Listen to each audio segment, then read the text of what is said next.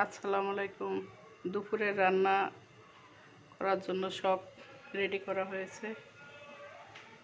দুপুরের রান্না করতেছি মূলা দিয়ে, শোল মাছ দিয়ে, ছোট শোল মাছ মূলা দিয়ে রান্না করব। তেলাপিয়া কই মাছ দিয়ে পেঁয়াজ দিয়ে আর নতুন আলু দিয়ে এটারে ভুনা করব। আমরা মূলা আমাদের বাসায় আমি একা খাই, আমাদের আর কেউ মূলা খায় না, আমার পছন্দ। আমরা মূলাটা ইলিশ মাছ দিয়ে রান্না করি, চিংড়ি মাছ দিয়ে। আর আজকে ফার্স্ট টাইম এই যে ছোট শোল মাছ এটা দিয়ে রান্না করতেছি, দেখি কেমন লাগে। জানি না আপনারা কে কীভাবে খান, কে কীভাবে মূলা কাটেন, আমি এইভাবে কাটছি।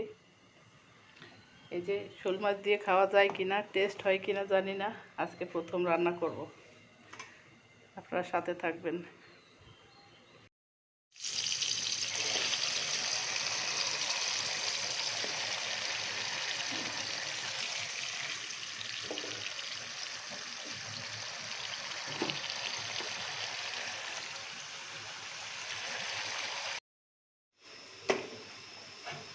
মূলা রান্না করার জন্য শোল মাছ দিয়ে দিছি।